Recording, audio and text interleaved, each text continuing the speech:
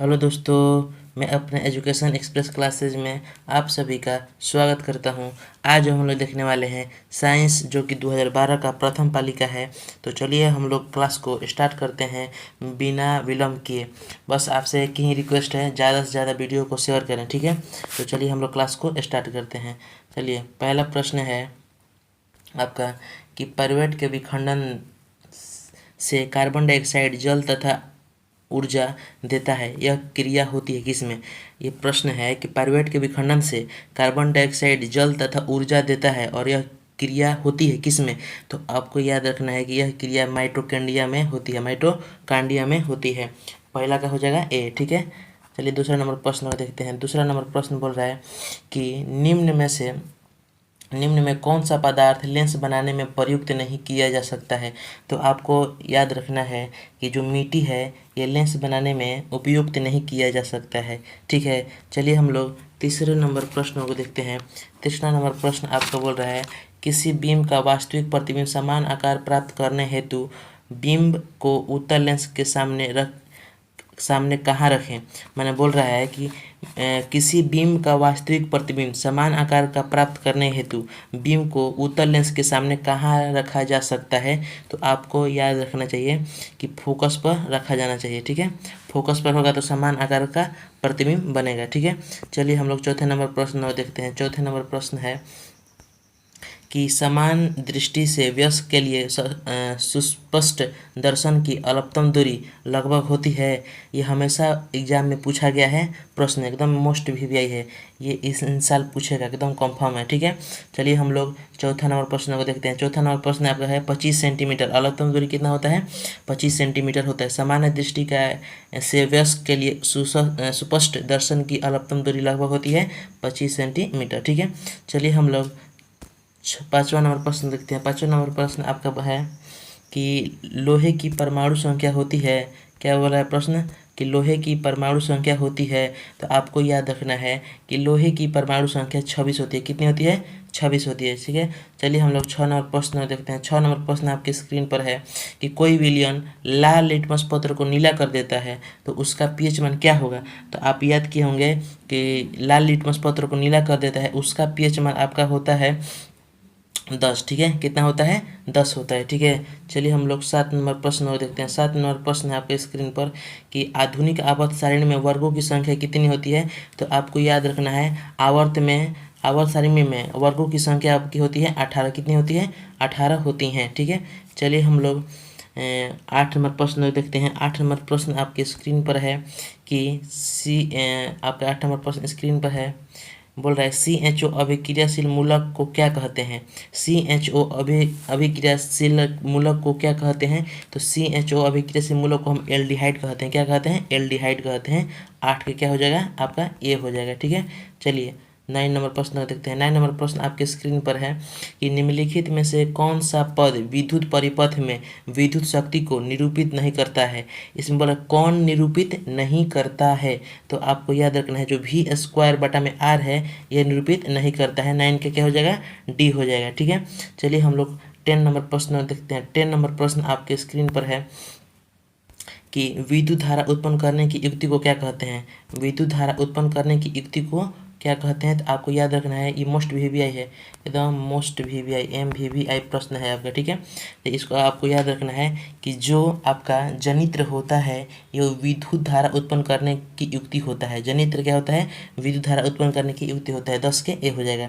चलिए 11 नंबर प्रश्न देखते हैं। 11 नंबर प्रश्न बोल रहा है कि लघु पतन के समय परिपथ में विद्युत धारा का मान क्या हो जाता है। लघु पतन के समय परिपथ में विद्युत धारा का मान क्या हो जाता है? क्या कम हो जाता है, क्या स्थिर रहता है, या बहुत अधिक बढ़ जाता है, या निरंतर परिवर्तित होता है। तो आपको याद रखना है कि जो लघु पतन के समय परिपथ में विद्युत धारा का मान आपका हमेशा क्या होता है? बहुत अधिक बढ़ जाता है। क्या होता है? बहुत अधिक बढ़ जाता है। 11 के सी हो जाएगा। चलिए हम लोग 12 नंबर प्रश्न देखते हैं। 12 नंबर प्रश्न है आपके स्क्रीन पर सामने है कि निम्नलिखित में से कौन सा जैव मात्रा ऊर्जा का स्रोत उदाहरण नहीं है। जैव मात्रा ऊर्जा के स्रोत का उदाहरण नहीं है, ठीक है। तो देखिए जो आपका नाभिकीय ऊर्जा है क्या है? ये जैव मात्रा ऊर्जा के स्रोत का उदाहरण नहीं है। 11 के क्या हो जाएगा? 12 के क्या हो जाएगा? सॉरी 12 का सी हो जाएगा। ठीक है, हम लोग 13 नंबर प्रश्न और देखते हैं। 13 नंबर प्रश्न आपके स्क्रीन के सामने है। चलिए, बोल रहा है कोई तत्व ऑक्सीजन के साथ अभिक्रिया कर उच्च गलनांक वाला यौगिक निर्मित करती है। ठीक है, यह यौगिक जल के विलय है। यह तत्व हो सकता है, आपको बताना यह तत्व क्या हो सकता है।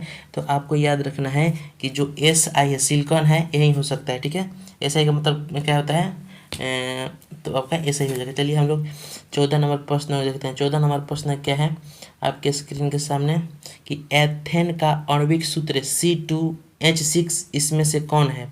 मैंने कि बोल रहा है कि एथेन का आणविक सूत्र C2H6 है, तो इसमें कौन है। तो आपको याद रखना है कि जो C2H6 है ये आपका 7 संयोजक बंधन क्या है, 7 संयोजक बंधन।